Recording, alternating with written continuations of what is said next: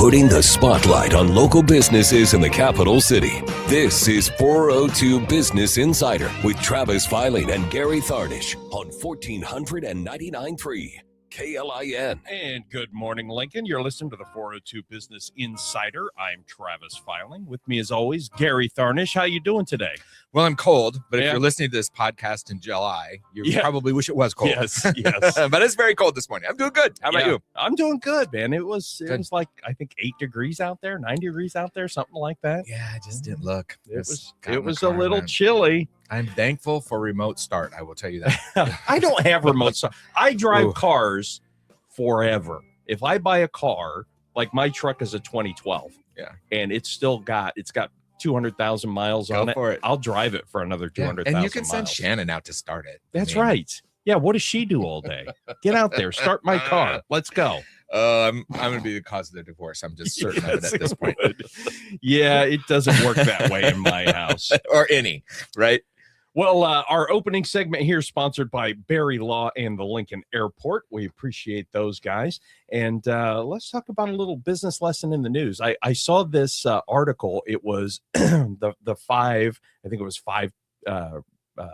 topics, 5 key points. When is it time to outsource? Yeah. And that was a good read, by the way. It was really interesting. Yeah. It when you look at it, like we went from 15 employees down to 7 employees because we started outsourcing a lot of stuff. Sure. And did you outsource much at the flower shop? Not much. No, we're so labor intensive with manufacturing stuff. I should have. Yeah. Let me put it that way. No. But you had accountants and whatnot. Yeah. So some of those things you outsourced. But when I was reading through that article, it's like, okay, when should a company outsource? One of the points was when you need greater cost control. And right now, $15 minimum wage is not really friendly for businesses because if you need somebody just answering a phone, that's a lot of money for somebody just answering the phone. Well, yeah. Plus, when I'm a realtor now, so I don't have to have employees. Right. Hallelujah. This is fantastic. Nothing against employees, but your hair coming I don't back? have to do that after like 40 years, right? But the other thing, I'm reading this great book. I'm going to talk about it today a little bit because I think it's a great book. But anyway, it's called Unreasonable Hospitality.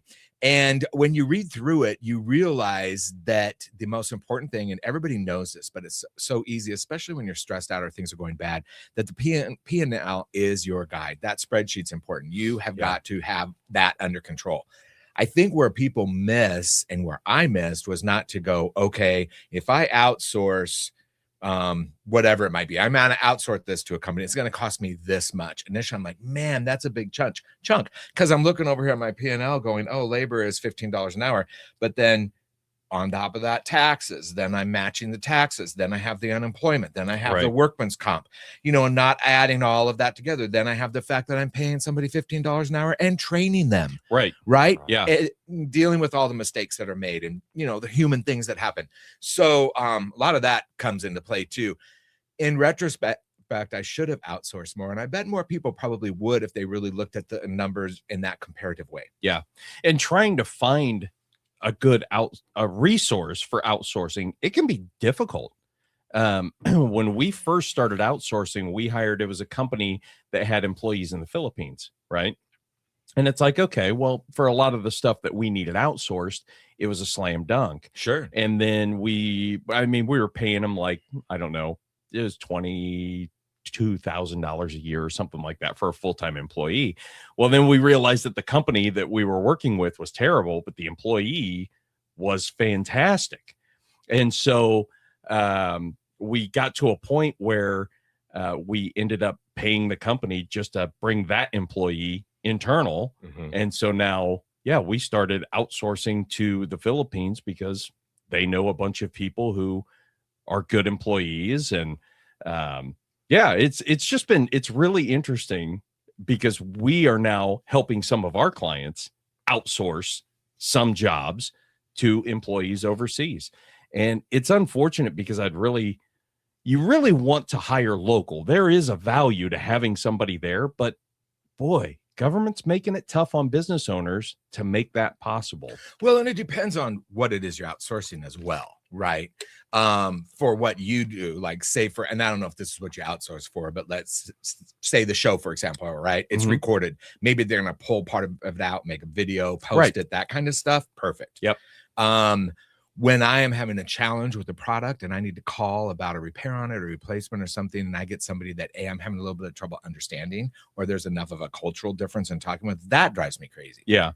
Phone trees do as well. Yes. Yeah. Phone trees can be tough, but at the same time, at $15 an hour, which is really more like $22 an hour to an employer. Easily. Yeah. And then sick days and vacation, and I've got to cover them. And just to answer a phone. Whew, and now even for part-time employees, you have to pay sick pay. Is that right? Did that law just change or something? Yeah. It did? Yeah. Okay, great. Yeah. Even part-time employees. And it's just the whole environment has become business owner unfriendly. And I'm not telling you guys anything you don't know. I mean, the government's here and they're going to get their fair share of your business. They're your silent partner. And they're going to help run your business. And it's like a bad partner, right? A bad business partner. They take all the money. Yeah, but you can't buy out the government, right? Yes, no. I wish we could. I know. Wouldn't that be nice? Hey, Nick, you can join in on the conversation if you want to. We didn't introduce Nick, but Nick Vuko, president of Point S and Walker Tire, right? Walker Tire Point S, yeah. Walker Tire Point S. We're working on that marketing. It's okay. That's okay. Walker Tire Point S. Got it. Do you guys do much outsourcing? Yeah, so we actually had the biggest challenge we had was delivery drivers for people dropping off their cars and trying to obviously finding people to show up, obviously with the labor issues, not showing up. And then it actually turned out where I would have to do it or someone in the shop. And it just created a whole mess. So we actually outsourced through Lyft concierge, and look at the numbers. It actually was more cost affordable to just hire them to pay $10 to send you somewhere, and people love it. All our customers love it. Hey, come in, we'll deliver to your house, your business, and when you're ready to come back, just let us know and we'll pick you up. Interesting. That's a smart way to do it. You know what I did at the flower shop for delivery is I finally got to the point where I was so tired of people not showing up, having to do the same thing, have to get and go out and drive when I need to be doing 20 other things, was that I hired 6 retired guys that wanted something to do. And I said, here's the deal. I need you guys from 9 to 4, Monday through Friday, and at least one Saturday a month.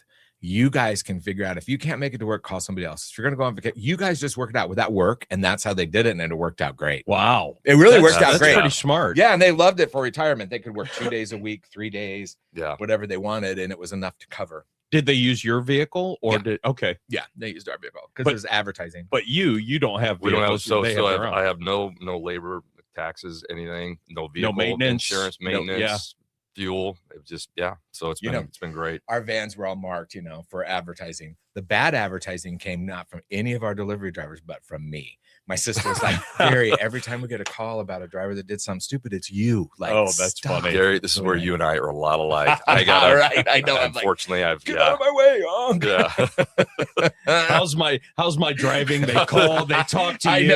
I know. I have a talk with him. She's like, we should number the vans. And I'm like, oh God, no. Yeah. Bad enough. Yeah. Well, the one thing I'll say though, for especially like solopreneurs, those brand new businesses, hiring your first employee, that's tough, and it's a huge expense. You finally get to a point where you're finally making a little bit of money. I can finally, get a few $100s and pay myself. And now I've got to hire somebody.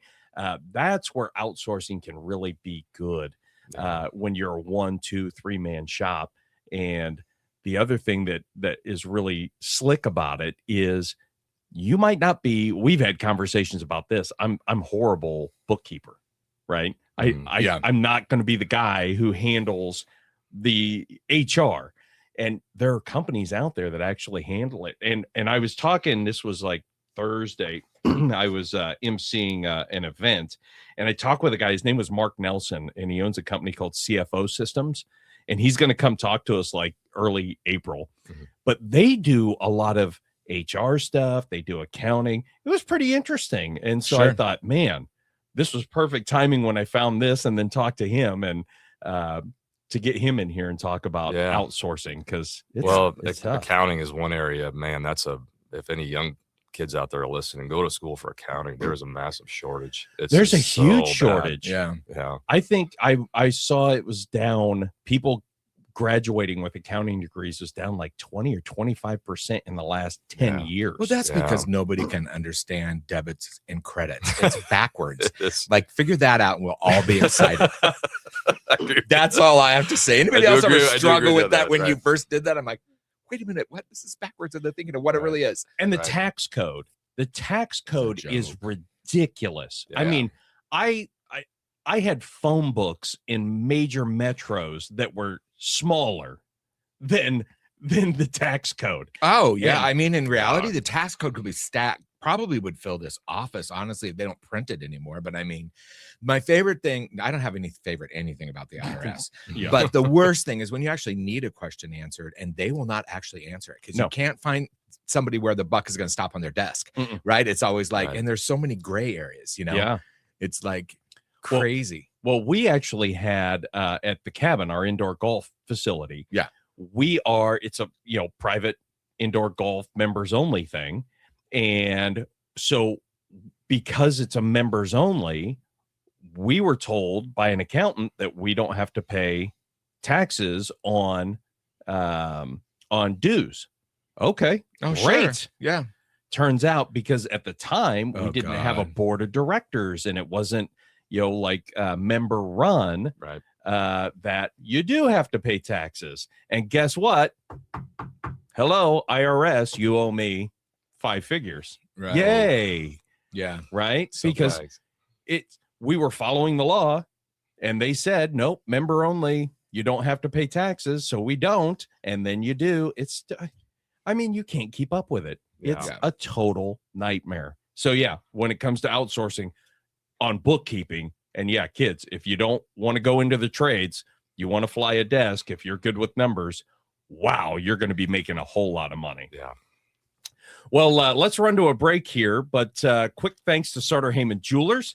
Sartor Heyman's been a trusted name in Lincoln for generations, helping families mark life's biggest moments with quality, craftsmanship, and personal service. Lincoln's most trusted jeweler for life's most meaningful moments. Downtown 12th and O, South Point Pavilions, and out in Grand Island. Online at sartorheyman.com. You're listening to the 402 Business Insider. I'm Travis Filing with Gary Tharnish. We're talking with Nick Vuko from Point S and Walker Tire right after this break. KLIN. You're listening to the 402 Business Insider, sponsored by Red Rhino Roofing and Mendoza Family Insurance. Well, I should say what they do. They do insurance. Yes, the they Mendoza do. family does insurance. There you go. And today our guest is name of business. Oh, sorry. I read what's printed here. I've always wanted to do that. You can just fire me from the show, Travis, anytime you want. What was the movie? I state your name. I know, right. that's right. It was Yeah. so funny. Actually, our guest is Nick Vuko of Walker Tire and Point S. Thanks, So Gary. tell me a little bit, Point S. What Yep. is Yeah, we've heard So, Walker I Tire know. forever. Yeah, I know, and this is the biggest problem. People think we sold out. We're no longer locally owned. So Point S is a co-op. We're actually one of the top 3 tire retailers in the country. So everyone like myself, we're all still family owned and locally owned, but we're all part of a co-op and use our collective to buy tires at a better price and do all that. So Walker Tire Point S is our official name. It's been a challenge, obviously, as you've seen, trying to get Yeah. better understand that. So. we just messed it up twice already It's today, but okay. we got It's it straight okay. now. Right. So where are your locations? 48th and Pioneer, 9th and M, and then Wahoo. We got a store up there. You Oh, nice. Okay, so Correct, yep. 9th and M. Yeah, okay. Right. That's you down there. So the idea behind the co-op, this is brilliant, really, because I went down. This was a while ago. I bought a bunch of my conduit because we own some commercial properties, and I was talking with a guy, and they were closing down, and he said, "Man, I buy by the truckload. My competitors buy by the trainload, Right. and we can't compete. yeah. When I could buy from my competitors cheaper than I can buy from the supplier." Is that kind of what Point S? Yeah. So is? I mean, so basically, that's all it is. Is trying to combine all your buying power to get a better price to compete with e-commerce and just the economy of 26 and what it's like trying to sell whatever product you're buying. Whoever can get it the best price is going to help. Yeah. Sell it. So is it an actual company? It's a co-op. So they're located in Portland, Oregon, but we don't have any offices outside there. We have, I think there's 6 warehouses now across the United States. So we all can either pull tires from there, or we can buy directly from manufacturers at a negotiated price by the co-op on our behalf. Wow. So that's nice. brilliant. Really. Yeah. That's great. And it's great because we're still locally owned and family owned. And there's one message I want to get across today. It's that we're still locally owned, family owned. We haven't changed our name. We had to change the name to allow Point S into the name. So When did you do that? 2018. So it's been a while. Yeah. Since you did that. Yeah. Okay. Cool. So we also so the problem I had was we had Walker Tire, then we joined Point S. We also had Quick Nick's service centers. Right. So we've officially had to retire the Quick Nick service center's name. So anyone driving by the stores, if they don't see Quick Nick's, we just Google does not like having 3 names, so we had to really consolidate it. Consumers probably don't like it either. And then they don't either. Absolutely. So no, Quick Nick's was just kind of a oil change part of your business, right? Yep. So I started that when I came out of college for the family business. So I started Quick Nick's in 2003, and I got it going, and yeah. And so now you still do all that stuff. You just had to drop the name. We had to drop the name. We really are not a Quick Lube anymore, due to and that really kind of changed after COVID. Trying to find, it's like these vehicles are getting more and more complex, and trying to find those guys from that, at that time was 13 to 15 an hour, and making sure that we're servicing the cars correctly. It just really didn't work out. So we still do the oil changes and all that stuff. It's mostly by appointment, but we do some walk-ins. So it's changed a little bit. Is the Quick Lube concept, is it kind of going to the wayside? Because it's really, well, if you drive by the Jiffy Lubes, you now see, what you notice is you see tires outside of Jiffy Lubes. Yeah, I have Okay. noticed that. Well, because what's happened is that when I got into this, when we started Quick Nick's, the oil change intervals were 3,000 miles. People maybe went 4, but now with these extended drain intervals, car counts for Quick Lubes are not down. So you need to either be doing, 60 cars a day to make it profitable. Mhm. And it's there's some places that do that, but yeah, Jiffy Lube really realized that as well, that you gotta, if you're not making turn enough cars, you got to find some other sources of revenue.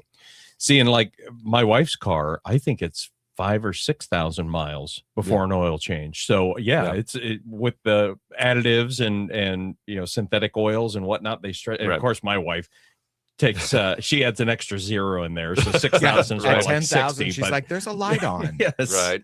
That's what stickers are for. Right. Stickers make the light go away. Yeah, Right. mine's 5. Most new cars are. Most newer cars are 5. Yeah. And then they're so computerized. It's just Right. incredible too. I would hate having to deal with all that. Yeah. See, and my stuff is so old. I still have to change oil 3,000-4,000 miles, but I want your Jeep though. Oh, I love that stupid Jeep. What Jeep do you have? I have a CJ7. Oh, okay.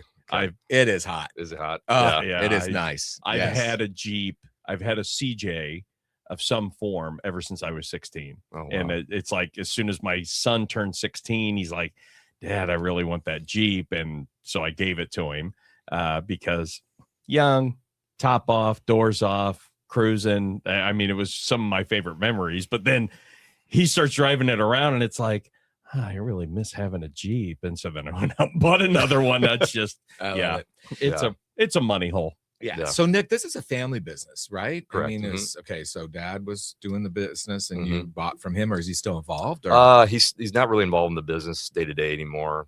He's still around, so come Sure. down and will give me his opinion, as you Yeah. know.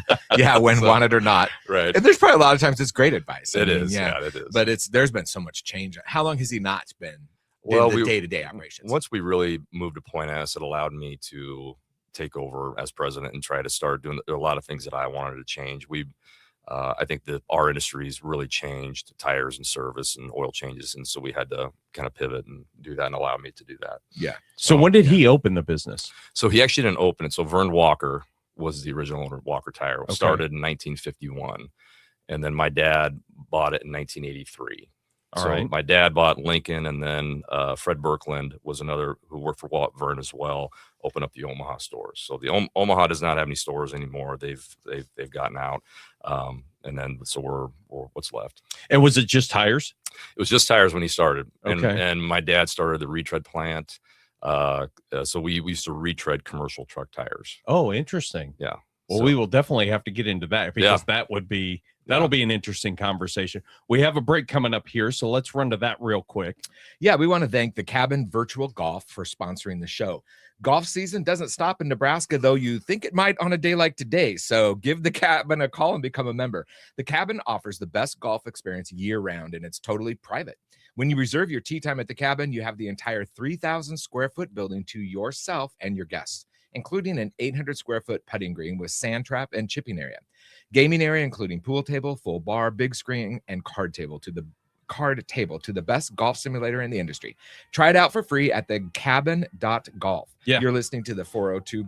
I was going to say, I went there last night, and I walk in, and Nick is there. And Nick is I'm there. like, oh my I God, love it. Nick's here. Shout out to the Cabin. We'll If you see guys you haven't tomorrow. been there, it is amazing. So fun. That's great. So fun. That's great. He's got a movable floor. It's great.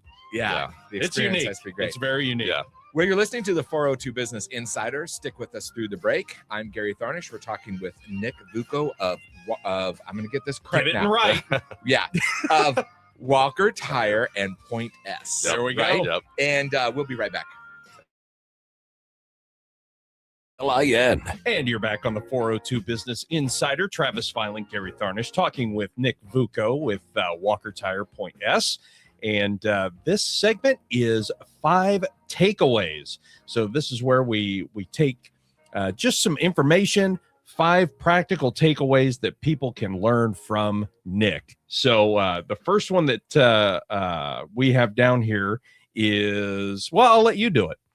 What's our first takeaway? What's that first lesson that you want to share with people out there? So I think the biggest thing is that when you really try, like the one question you had was what changed you personally when decisions were ultimately yours when I took over? I think it's a fact that I could really change the company to how I saw fit. So that was really, really important, as Gary and you both you guys know. But it made me really excited, more energetic, obviously day to day, trying to get out there and just make it happen for everybody at the company and our customers. So yeah, because when your dad, now did you buy the company from your dad? Or I did not, no. Okay, so you kind of inherited it, right? Yep. And so, but you also have, is it your sister? You have family in the business as well. Yep. So I had, at that time, we had my twin sister Nicole and one of my older sister Jeannie. We're all in the company. Nicole has moved on to Bryan Health, working there. Jeannie is now in charge of all the retail stores for us. So she's the general manager. Okay. So Nice. So, but when you ascend to that, Yeah. that's a tough dynamic. Yeah. So because there's a ultimate person in charge, and Mhm. it's you. Mm-hmm. Yeah. So dealing with family is very, very interesting. It can have some interesting conversations, as you well know. But we had a really good understanding of my sisters knowing that, I needed to make decisions for the company. And when we started to change the company, I was trying to really set everyone on their roles of what you're doing, and they knew what I needed to have done. And so we established that really well, and it helped a lot. That's good. Yeah. When at our company, my wife owns transformation marketing, Right. and she owns 100% of it. And when I came to work with her, she said, well, we should probably talk about transferring 50% of the stock into your name. And I go, well, hold on. If I own 50% of the company, I have 50% of the power. Mm-hmm. And there has to be an ultimate authority. Yeah, she Right. still has 100%, don't she? Oh yeah. Smart And- move. And in all sincerity, I can take orders from Shannon. Shannon cannot take orders from me. And that's not a dig. Yeah, just how it is. It's just how Sure. it is. Yeah, Right, yeah, you got right. It's a little bit of a dig. Right. Right. Oh my God, Shannon, we love you. I don't know how I have not navigated a business with my wife, but yeah, I applaud you, because I hope it sounds like you've made it work. It does. It Yeah, does. they have. If It's amazing Yes. actually to watch Yeah. them work. she's the ultimate authority, I have opinions, and I share those opinions, and then she ignores those opinions and makes the right decision. So Yeah. And Shannon's always been a leader. I mean, I hired her when she was 16, I think. Yeah. This is how I know Travis and Shannon. Shannon worked for me a long time. And she had those leadership qualities back then. And I really let my staff bring up ideas. And make changes accordingly. And I always thought she's gonna own her own business. Yeah. For sure. And she That's does. awesome. Yeah, And yeah. she does. What's our second takeaway? Second takeaway. How is managing people different from managing systems or machines? One of the questions you asked. So I think it's really trying to deal with all the personalities, as you guys well know. But I think the biggest with the issues of finding, like right now, there's a massive shortage of technicians across the country. I think Ford came out and they have 60,000 job openings across Yeah. the country. Yeah. It's a Is that real like shortage. within dealerships and Dealerships, everything. wow. Yeah. So it's and that, but that's across independents and dealerships and everybody. Everyone's really struggling to find good people. So managing people, I think the biggest takeaway I had was I really started to look at, the people that worked in the company, because it all starts there. You can't give good service if you don't have good people. And, we've been fortunate to have a lot of those, but there was one seminar I went to, that really kind of changed everything for me is when you hire, you find someone that has attitude, aptitude, and integrity. Mm-hmm. And I didn't really understand it when I listened to it until I really started to look at the scope of hiring people and in that aspect, and whether people were working out, if something happened, somebody left, or we had to let somebody go, one of those was missing. And then we just started across the whole company trying to look at that of, trying to help someone. Is there, what's wrong with your attitude? Is there something personal going on?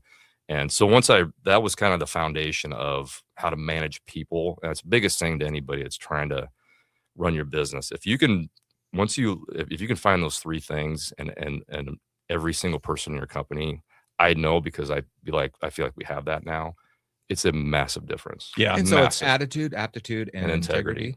Yeah. So you hire for your culture. That's your culture, Yeah. right? Those things are your culture. Tim Kirkpatrick did a show with us in August. If you didn't hear that, go back and listen to it. Yeah. It is a really, really good show. And he talks a lot about when they made the shift and the adjustment to hiring for culture, the difference that made Hands down. been unbelievable. Hands down. I'm going to, can I get this book up here? Read this book if you are thinking of going into business, or if you're in business, especially. It's called Unreasonable Hospitality. The first two chapters suck. I about didn't read it. I'm like, it's another dumb, boring business book. And now I can't put it down. But it's amazing. You could apply it to anything. It's about a New York restaurateur. And but the things that he did and the way that he operated his business and found his niche, was just unbelievable. And in the end, he not only hired for his culture, but more importantly, he let those people lead in a lot of ways. Yeah, exactly. Listen to their ideas and so on. I have a friend that's an auto mechanic. He's constantly getting calls, come work for us. I mean, that must just be an incredibly difficult. Well, we had a new technician that's been with us about a year. So we do a yearly review with him, and we have an extensive questionnaire that we want to know what does he like about the job? What does he not like? What are his goals? What are his personal goals?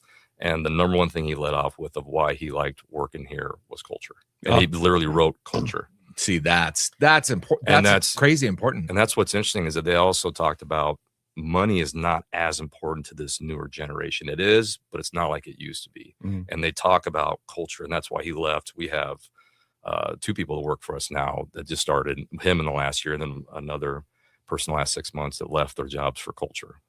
So, and it is, it's certainly. crucial. And when you're hiring people, like for us, marketing's easy, right? Yeah. I mean, we've been so immersed in marketing for so long. I can teach anybody marketing. right.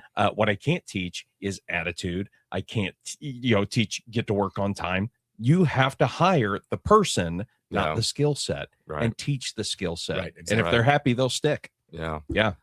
So what's our next takeaway? What advantages come from family ownership of the business? So the advantages are freedom to do what you want. And then where do family businesses get themselves into trouble? Freedom to do what you want. Yes, exactly. It's the same thing. Exactly. Exactly. That's that- well said. Yeah, No so I'll never forget it. It was a story I had my dad. We were at a golf tournament, and one of my friends in school, his dad was like a 2 handicap golfer, amazing golfer. And so I'm at the tournament with my dad, and I go, did you see what his handicap is? I'm like, he's a 2 handicap. He's a great golfer. He goes, yeah. He goes, you know what, Nick? And so my dad goes, he plays golf 5 days a week. And I go, really? And he goes, you want to know something else? He's going out of business. Mm. And it was, I'll never forget that conversation of don't ever, it's when my dad really helped with me is you have to be able to work in your business, like you were saying, I will never ask the people in my company to do something that I won't do. Yeah. It's really to be a leader, to be the president of the company. I was telling you earlier, like I'd loaded a container, 53-foot container for 3 months. You know, I mean, I'll do anything to help those guys. So I think they really appreciate that. Yeah. And I know they will, because watching the boss do something, I clean the toilets at TM. Yeah. That's somebody has to do it. And I'm not going to have one of my people do it, especially if they don't see me do it. Yeah. You know, you have to be that kind of a boss. Right. Right. So what's our fourth takeaway? Fourth takeaway, an automotive service, what really keeps customers coming back. I mean, it's cliche, but it is honesty and integrity, great service. But what I really found was in order to do that, you got to really start with having the culture and taking care of your people as best you can, because I can't expect someone to be unhappy working for me and then give great service. That just doesn't make sense. Yeah, that doesn't compute. It doesn't compute at all. So we've really focused on, my sister and I, of creating the culture that we want. But what you really said earlier, Gary, was really important, was getting them involved. That's the biggest difference also, is that we've had the people, the technicians in the shop, make decisions to help the store get better, get their opinions, because it makes them feel more engaged. And it's like Dale Carnegie. You remember, I mean, How to Win Friends and Influence People. People want to feel important. And so that's something that you said I totally agree with. That's really helps. Very much so. And also, if you listen to their ideas, they get skin in the game. Then it isn't just trading hours for money. You know, they're like feeling part of the company. They can help you to grow. Wherever you work, you want the place to succeed. Right. I mean, I don't care if you're 16 or whatever. You're not going to go, I'm going to go work there because think they're going out of business, right? Right. So if you involve them in that and everything, now they have skin in the game. They feel like part of the culture, not just, again, hours for money. Yeah. And then that's kind of led into where, if there's an issue, if someone's got an issue in the store, the key people now have enough ownership. They're coming to the management saying, hey, we got a problem with so-and-so. I think there's something personally going on at home, or an issue that I think you needed to deal with, that the management may not be seeing, but then we can help identify it and get it figured out. So it's really important. Wow. Very good. That's a big thing. Yeah. And when it comes to, customers, right? So, I mean, technically I can buy tires anywhere, right? I have a flower shop. You can buy flowers anywhere, right? But why is somebody coming back to you? You want to make that experience that they have memorable. And this younger generation, especially, is huge on experiences. I mean, you go to silent auctions and fundraisers now and everything. What sells the most, especially to that generation? Any kind of an experience. Right. Like they're gonna go to the cabin and play golf, whatever it might be, in a type of an experience. You want your customers to have the same thing. Yeah. Like, I love how you can go into your place and you'll give us a ride back to the work, right? And pick our home or whatever, and pick us up when we're done. I mean, those kind of things are memorable for all the right reasons. You're gonna go back. I mean, I know if you go to what is that place called? Something Mart. I don't know. It has Mart in it. But anyway, they're not going to give you a ride anywhere, and all those types of things make a difference to people, because it's the experience that matters. Yeah. If your employees are buying in, they're going to make sure that that's happening on the front end. Right. And that's the other thing. So that is the employee side. So what does that mean on the customer experience side? Is having very good advisors. I mean, shout out, we have Corey Wheeler, used to run European Auto Tech. He's got 30 years experience. In my opinion, he's the best advisor in Lincoln. But he had a lot of people that wanted him to come work for him. He runs our Pioneer store. Jeannie's downtown right now. So they're very good. Jeannie's very good with women, because it's so uncomfortable for women to come into places. Exactly. Yeah, definitely. And she's overseeing all 3 stores, and making sure that the service is the same at all the stores. And so what keeps people, so back to the question of what keeps customers coming back, I think great service, fixing the car right the first time. I mean, that's really important. And it's changed a lot after COVID. There's a lot of the parts industry has changed. So that's something where Corey's experience and Jeannie as well have really taught me a lot that I didn't know, since I was on the commercial side. I'm getting back more on the retail side with them. So that's been helpful.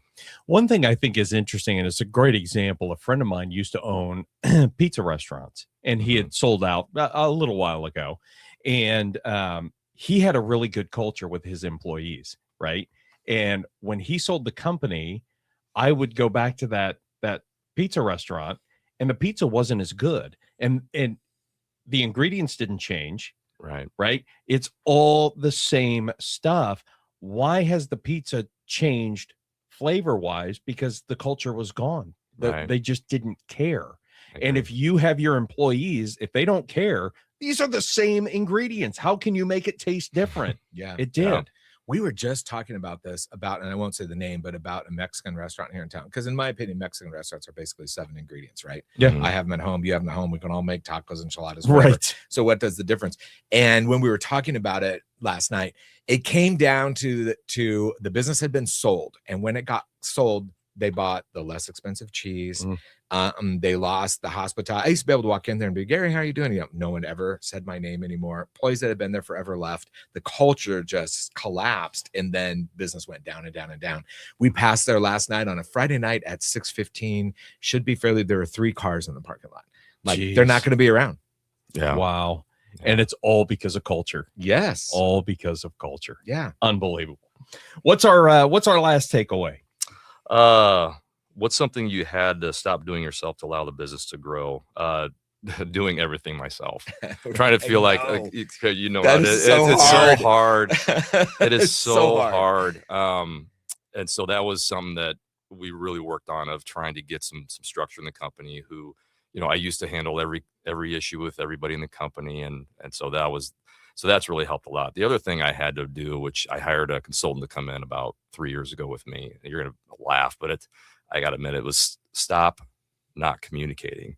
And what I mean by that was that it was getting easy with we had 4 stores at the time, of not communicating effectively. So I had the gentleman that helped me out had 43 stores, and he came in one day and sat down and walked through, and I kind of did everything that I do. You know, you're in your routine, and I, you know, because obviously I always, I'm a perfectionist. I want to be the best company we can be. And I'm like, hey, what do I need to do? And he goes, can I be honest with you? And I go, yeah. He goes, your communication is absolutely bleeping garbage. And I'm like, and it was like, and wait a minute, I think it's great. And I thought it was great. Like, I'm a good communicator. And he taught me how to be a much better communicator. And I think that's where that allowed that culture change for us to do. So I had to really focus on, and I mean, I was 46, and I was like, I learned so many things I probably should have been doing earlier. So it was, and it's so hard. Yeah. Because I'm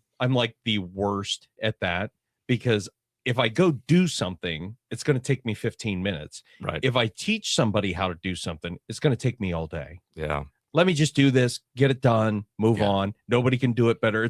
This almost sounds like Trump. I'm the best. Nobody does it as good as me. Right. But then you find out, I'm not. I'm not even close. Right. Yeah. Right. I'll give a little family story that kind of lends itself to this, because I had that same problem at my business, and I hired a coach finally, because one of my employees was brave enough to say, the problem with the business is you, not the 12 of us. Like, what's the problem here? And it was that I couldn't let go of that. And my thing was, if I let somebody else do it, it's not going to be 100% of what I do. And I was in a business where we are where we're with our hands making what we're selling, and people wanted to buy that. So that was a real difficult thing. But what hit me one night, and I thought, this is what I'm not doing at work, but I'm doing it at home. Our neighbors came over, and our kids grew up together, right? So it's kind of like they were at our house, they had their house, whatever, you know, it's like, which was nice. But anyway, they're at our house, and Aaron was, I think, 6 and Laura was 4, and we were done eating, and they started doing the dishes, putting them in the dishwasher. They knew what couldn't be at 6 and 4, right? Mm-hmm. And so Gene goes, well, are they doing the dishes? Yeah, they do. How'd you get them to do the dishes? Well, we trained them to do the dishes. There's no way they can do it right. Are they gonna put Tupperware in? I go, you know what? It took forever to train them. It was like 3 or 4 months of excruciating. It took us an hour to get dishes done, when Carol and I could have done it in 10 minutes max, right? Yeah, right. But now we don't do it. And I thought, I'm not doing that in my business. Yeah. You know, technically, really, at first it may take a little longer, but then boom. Plus, it gives them ownership, stake in the game. There's so many things, but I would be exactly you with that, with the communication part. Yeah. That was, as a matter of fact, that was said too. Mm-hmm. She's like, why are you internalizing everything? Like, people don't know what you're thinking. Mm-hmm. Well, I should be able to. Why would they tell? Like, I'm not don't be passive aggressive. Yeah. That was me. That's what he told me, was they're not a mind readers. They're not mind readers. Yep. Right. Yeah. And I'm like, they're not. I hired the wrong people. Who knew? Well, that was 5 takeaways, sponsored by Nebraska Farmers Network. We want to thank them for being a sponsor. NFN exists to support Nebraska farmers, ranchers through education, advocacy, and connection. It's about strengthening agriculture and the communities that depend on keeping Nebraska farms Nebraska owned. Learn more at nebraskafarmersnetwork.com. It is such a cool business that they're running. I mean, they are helping people buy farms. They're keeping it Nebraska owned. It's awesome. Oh, cool. I love what they do, what they stand for. Seriously, go check them out. NebraskaFarmersNetwork.com. You're listening to the 402 Business Insider. Travis Filing, Gary Tharnish. We're talking with, did the music go up, go down? We're talking with Nick Vuko with Walker Tire and Point S, and we will be back with more right after this.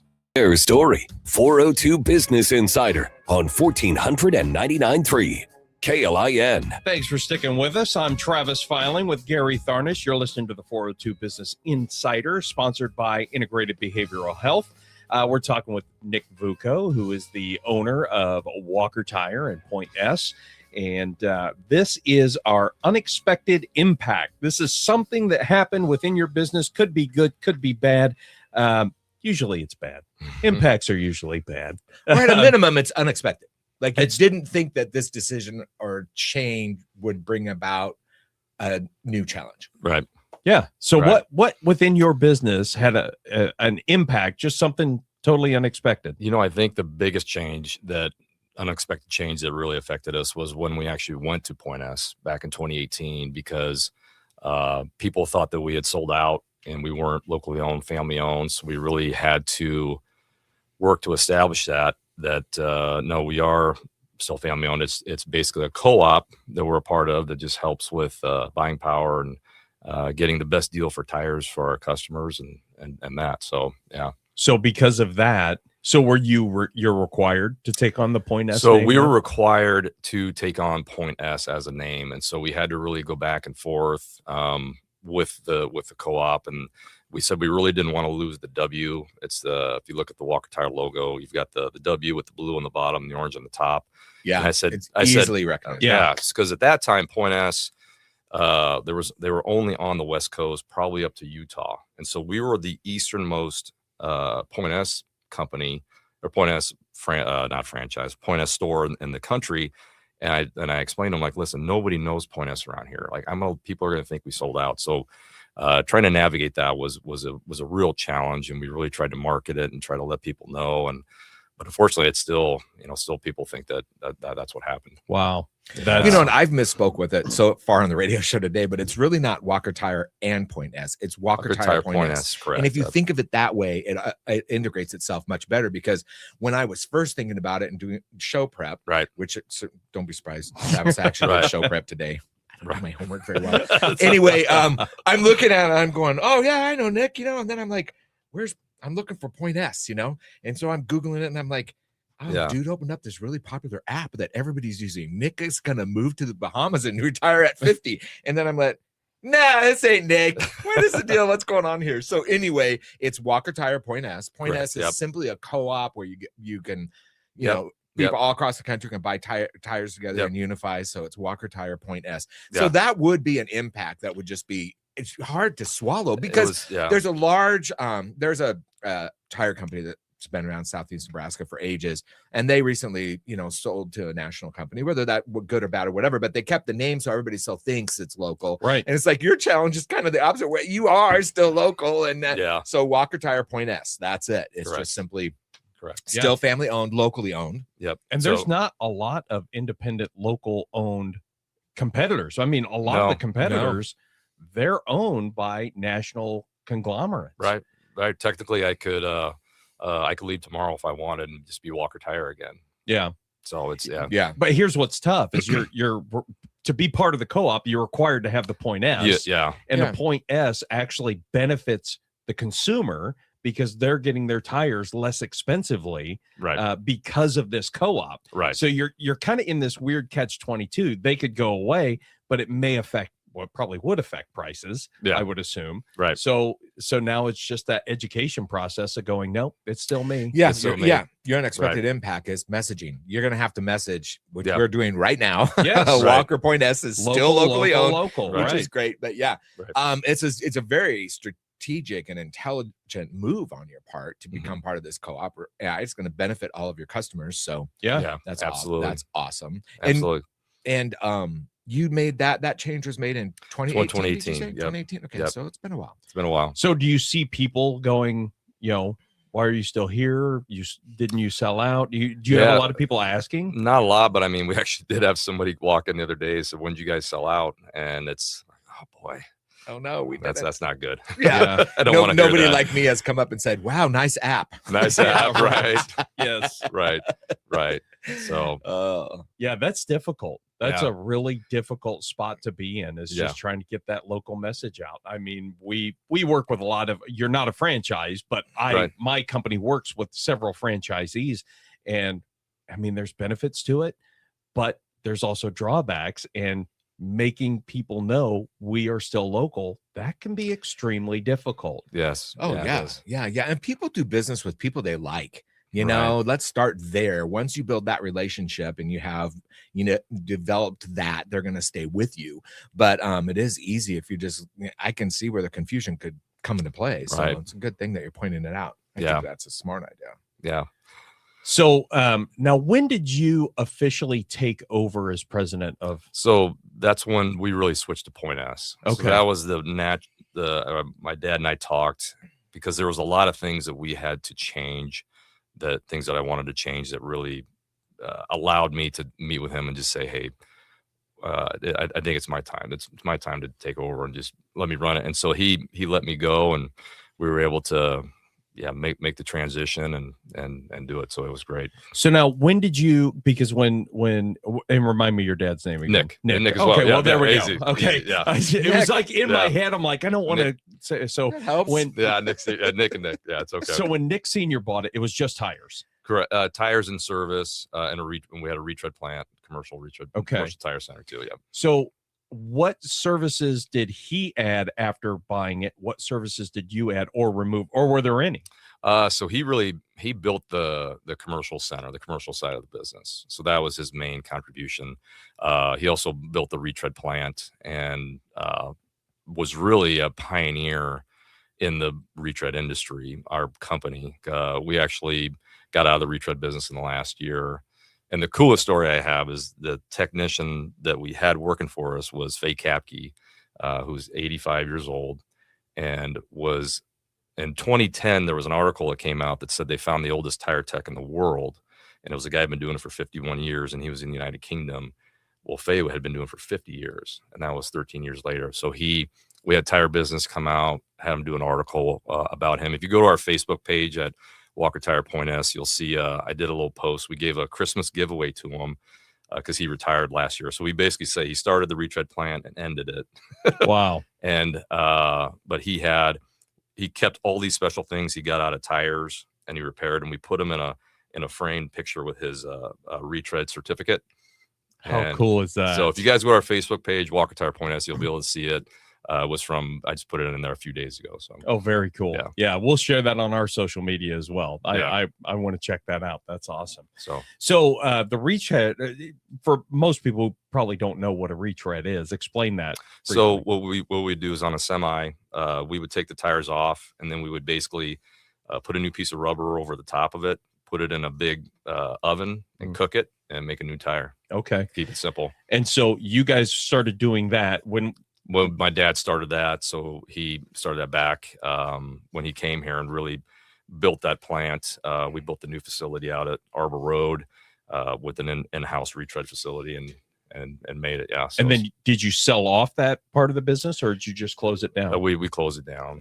So, is it just not much of a thing anymore? Because retreads were the thing. Retreads were the thing. And it's actually, a lot of these tires coming in from overseas are so inexpensive that a lot of the guys see more value in just putting on a new tire, or actually a retread, if they were able to look at it, is actually still cost effective if you do use them. Interesting. So Very good. Yeah. Well, we have a break coming up here. So that was Unexpected Impact. Want to thank Lincoln Coin and Bullion. Have you guys been watching what's going on in the silver market? Silver and It's gold crazy, and all isn't that. it? Oh, Oh my goodness. Silver's like $92 an ounce. yeah. It's crazy. Yeah. I mean, just a few months ago, you could have bought it for about $30. But Lincoln Coin and Bullion, go talk to them. They will help you navigate the crazy ups. I would say ups and downs, but right now it's just ups in silver and gold. And Up and away. But check them out, LincolnCoinandBullion.com. You're listening to the 402 Business Insider. Travis Filing, Gary Tharnish, talking with Nick Vuko with Walker Tire, locally owned Walker Tire and Point S. And we're going to have more right after this. KLIN. We're back on the 402 Business Insider, sponsored by James Arthur Vineyards, Gary Tharnish, Travis Filing, and we're talking with Nick Vuko of Walker Tire Point S. And it's time for This Needs an Adjustment. This segment is something about in your business that needed an adjustment. It's sponsored by Ascend Chiropractic Business, which is all about constant adjustment. Nothing ever works 100% according to plan, and sometimes you need to make a big shift. Nick, tell us about something in your business that needed an adjustment, how you recognize a problem and what you did to get things back online. Something that just hit you and you're like, man, we need to pivot. We need to do something different. Anything come to mind?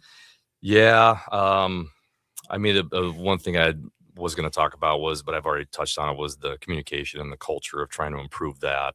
So I've already kind of discussed that. But I think the one thing that needed an adjustment was, I think, getting out of the commercial business was in this last year, in the retread business was very was probably the hardest thing I had to go through professionally, because I had to let good people go, and that was absolutely brutal. And, right. You know, and your dad started that basically. Yeah, he right? started that. So my dad, it was a very, very difficult decision. Yeah.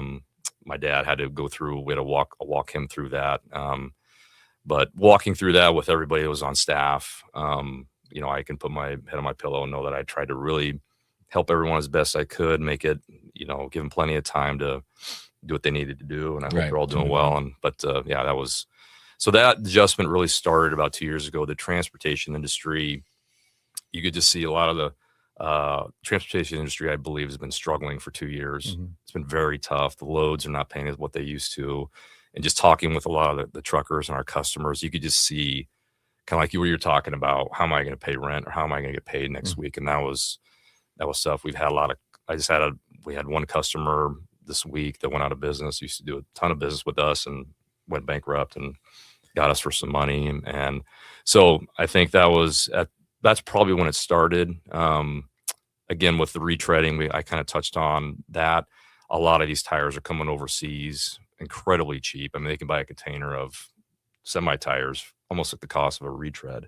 Wow. So most of the truckers were thinking I can get a new tire for the same price as a retread, not knowing that if you buy a semi tire that's got a 2 casing guarantee, where you can recap that same tire twice, in the long run, it'll save you money. But trying to get that across to them, it's hard for them. Yeah, it's difficult. I mean, when you're sitting there staring at a checkbook and staring at 2 products, I mean, you can have the quality and the longevity conversation, but sometimes, it's just not there. Yeah. So was that division, was it still profitable up to the point that you closed it, or it started not to be? Yeah, it just started kind of dwindling, and that can be tough. I mean, we had a business that was kind of a side business, and it was really good at first, and then you have a couple of bad months, and then you put money in it, and now we have a good month, and you kind of get lulled into the thin ice and go, man, do I keep trekking on and hope for thicker ice at good the other money end? after bad? Right. I mean, there comes a point where it's like, wait a minute, that's a difficult thing. And that's tough too, because you have people who like your guy, right? 50, 60 years he's been working for you, and go, man, these are our people. They're depending on us, and they're doing good work. It's not them, right? It's just the industry. That's tough, man. That's a tough adjustment. Yeah, that's the first time I've had to actually do that, and that's it's not. How many people? I think we had 9 people, 10 people on staff. Wow. We had to let go. Jeez. So, You know, the irony Yeah. of that is that a lot of your environmentalists and people want to save the world, which is all great and fine, Good luck. are you know, sick and tired of the disposable economy, right? I mean, instead of using plastic silverware, let's just use, you know, our stainless steel silverware and wash it, so on and so forth. So now we're trading retreading tires, which, you know, you're not just putting them out in the dump somewhere or whatever. You're using them twice. You Right. can retread them twice. That's a 3-time tire as opposed to a really cheap Chinese tire. Surprise, surprise, surprise. China is like the big kahuna of disposable everything. Everything. Right. You know, and we've Yeah, got a right. disposable society. I mean, it's huge. It's Yeah. sad, but it's huge. yeah. We tried to switch at work to buying bamboo plates because they're biodegradable as opposed to styrofoam. Mhm. And it's like they're like, it doesn't work on the spreadsheet. The Right. styrofoam is so cheap compared to and it's not, and I mean, we're talking maybe 8 cents on a plate. It's not a huge amount, Right. but it's interesting. Yeah, but Yeah. if you were a massive company, you know, regional, national Yeah. type company, 8 cents for one plate times millions and millions Yeah. of plates. And That's a tough And the decision irony to is make. you can wash a disposable bamboo plate and use it again. You know, Yeah. styrofoam, that's going to be crazy mess. I Yeah, don't know. but It's at interesting. That point, you might as well just buy plates. Yeah. Right. Right. And Right. I know, stick a right? dishwasher in. Exactly. Yeah. Yeah, that's That's a lot of work. Somebody's got to do that job. No way. yep. Boy, it just goes round and round, doesn't it? Yeah. It's That's interesting. unreal. Very interesting. So, so what did you do with the equipment? Because if retreads are kind of going away, was the equipment, did it have any value? Yeah. We actually, the guy who was helping me run it was doing an amazing job. So we got not new equipment, but newer equipment just a few years ago. So we were able to get it sold and get it out. So Okay. yeah. Is the equipment still here? Is somebody still doing retreads locally or? Well, no, there's 2 local guys in Nebraska that are retreading tires. Mhm. You know, both of them are struggling. Ah, yeah. It's just the market right That's too now. bad. So yeah, that's difficult. it's tough. That is difficult. And Right. I see too, I mean, like you said, trucking, a lot of owner operators, I mean, they're running their own businesses. You see one truck going down the road. I mean, it might even have some national, you know, whatever on the side. That could be an owner operator who's Yeah. running that, and he has to make decisions on his business as well. Yeah, but I think the thing that's going to help is that Congress, there's a senator who's trying to get a bill pushed through to give operators a tax credit for retreading tires of $30 a tire. Oh, So, but I Nice. don't know. I haven't followed it. I don't know where that's at, but hopefully that happens. to so help 'em just out. not to get too far off into Yeah. the weeds about a product you don't sell anymore, but Right. like a truck tire costs how much and a retread costs how much? I mean, truck tires are anywhere from $300 to $600 a tire. And Okay. a retread, you know, 200 to 300, somewhere in there. All Just right. depending, Yeah. And then, I mean, $30 is $30. I've always Is their said, longevity the same? The retread will actually get about the same mileage as a newer tire. Yeah, Most people see, don't like, that's say. it. Yeah. It's a disposable it society. is. Thing. Yeah. It really It is. is. I It's cheap. Who cares if we have to replace it? Like you said, they're going to Yeah. spend more in the long run, probably. Right. Yeah. Yeah. Right. I'm going through it right now. I've been kicking around dumping my season tickets, and I said if I do it, I'm going to buy a big screen TV to watch football, right? Right. And so then you sit there and go, this is a good TV. It's just not big. What do I do with it? Nobody wants it, you know, because it's 5 years old, 8 years old, whatever, and it's 4 inches thick, and now they have the thickness of a business card. And do I just throw this thing away? I don't want to throw it. It's a weird conundrum. Right. It's just bizarre. So I don't know. Well, we're going to need to go to a break here. This Needs an Adjustment has been sponsored by Ascend Chiropractic. You know when you need an adjustment in your business and in your body. Do it before things get out of hand. Total chiropractic care for adults and pediatrics, rehabilitation, acupuncture, cupping, weight loss, the list goes on and on. To see their list of services or to schedule an appointment, go to online at ascendchiropracticne.com. Why were you staring at me when you were going through weight loss and all these other? Was We're that on just camera, for me? right? We're on camera. I mean, go to YouTube. You can see us. You brought your radio bod. We want to thank, I'm going to mess this up like usual. I'm going to try. We want to thank Lincoln Coin and Bullion. Bullion's a really hard word for me. For sponsoring the show online at lincolncoinandbullion.com. So you made me say it twice. You're listening to the 402 Business Insider, Gary Tharnish, Travis Filing. We're talking with Nick Vuko of Walker Tire Point S. There we go. And we'll have more right after this break.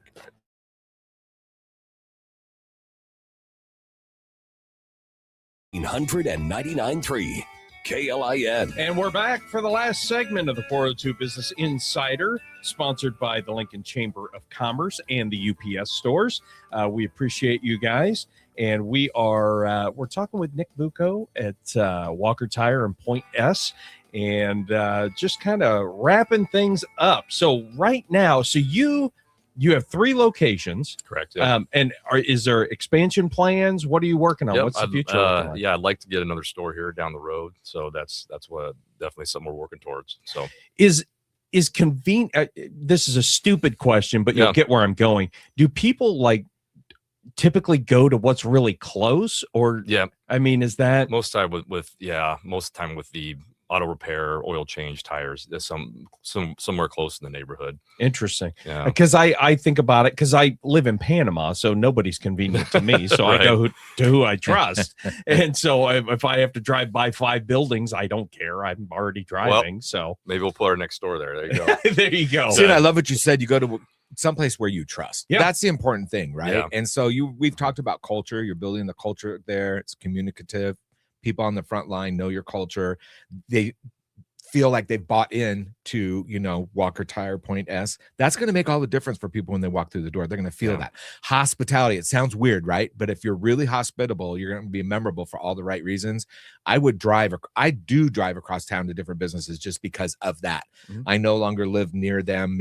Maybe I found them because they were near them originally, but I know that, hey, I've been there before. I trust them. Right. They're honest. They have the aptitude for what they're doing, the integrity about it. And what was the third thing? Attitude, Right? Yep. People feel that. Right. Well, I think I made the big error. I put tires on my truck this about a year and a half ago, right?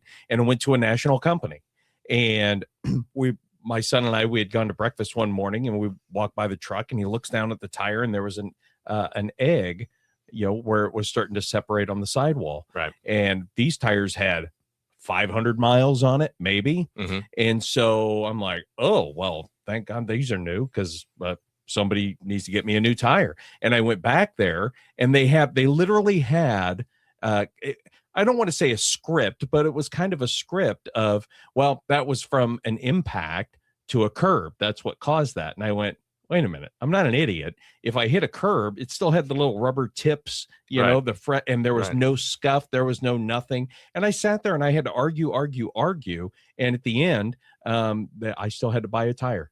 Duh. Talk about poor customer service. And well, I did it. Yeah. I did it to myself because I went to a big national conglomerate, and you got to drive by those places and go somewhere local. Yep. So we want listeners to know that Walker Tire Point S is locally owned. Local. You have 3 locations right now, Correct. right? Yep. Can we? And you said Facebook page. Is it just Walker Tire Point S? Walker Tire Point S on Facebook. Yep. Okay. And our website is pointstire.com. It's part of the co-op's requirement. So, but you can go there to find us. Some of the benefits we have, we're actually probably one of the only, I don't know of really any other place that has a rewards program. So actually you get sweet. You get 2% back on everything you buy. You come in excluding taxes. I did have one guy yell at me about that. I'm like, I'm sorry, I can't give you rewards on taxes. Dial 1-800 IRS. But we do that. You get a free jet splash car wash with every oil change. Oh, nice. And we also do have the best tire warranty in town. It's a 4-year free replacement, down to 330 seconds of tread. And that's tire and installation. That's part tire and labor. That is incredible. And we're actually the only company. This is why I remember Point S was voted one of the top 3 retailers in the country. We're the only tire company that offers an all-wheel drive warranty. So if you guys aren't familiar with that, if you ruin one tire, you have to put on all 4. Yes, I'm familiar. And people, it's a very not pleasant conversation if someone doesn't know that.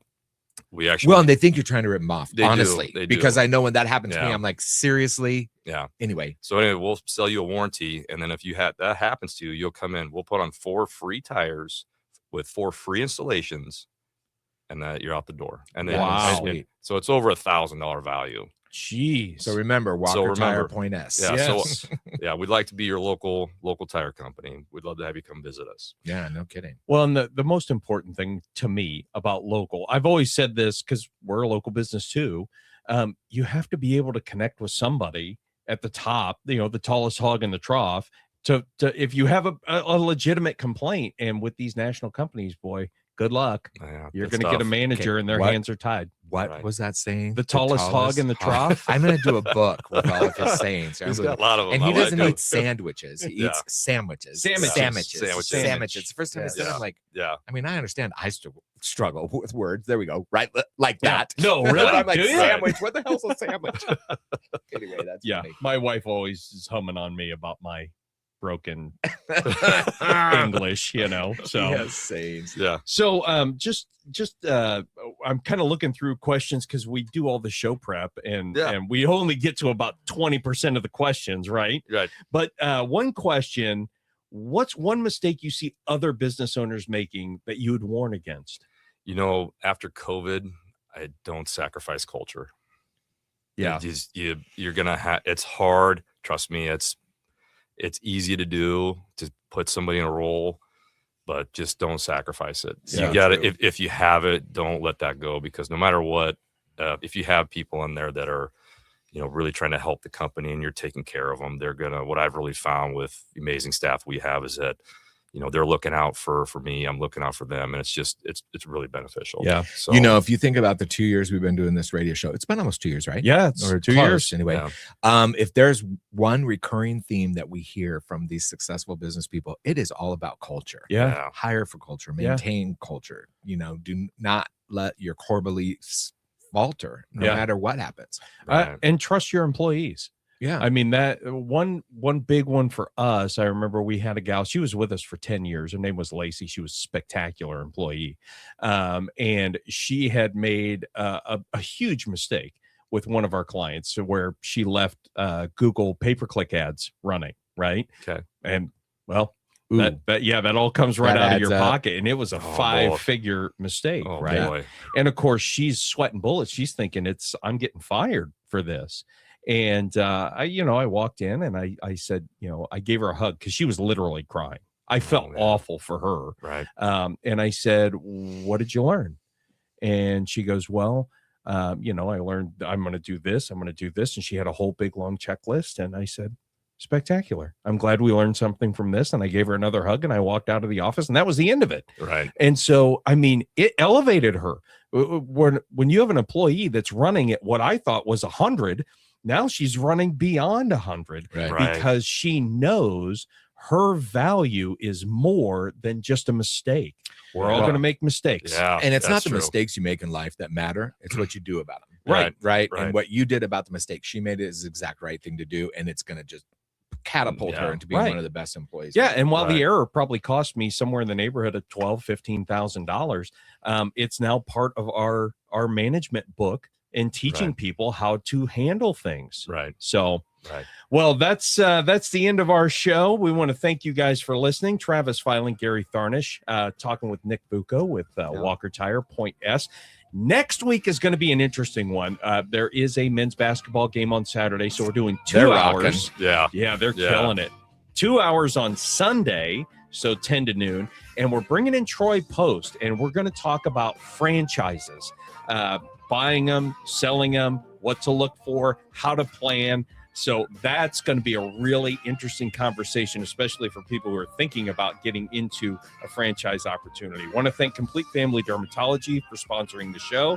They provide comprehensive dermatology care for the entire family, from routine skin checks to the big C. I mean, they do a lot of cancer stuff. So check them out, Complete Family Dermatology. Thanks for listening, and we will see you guys on Sunday.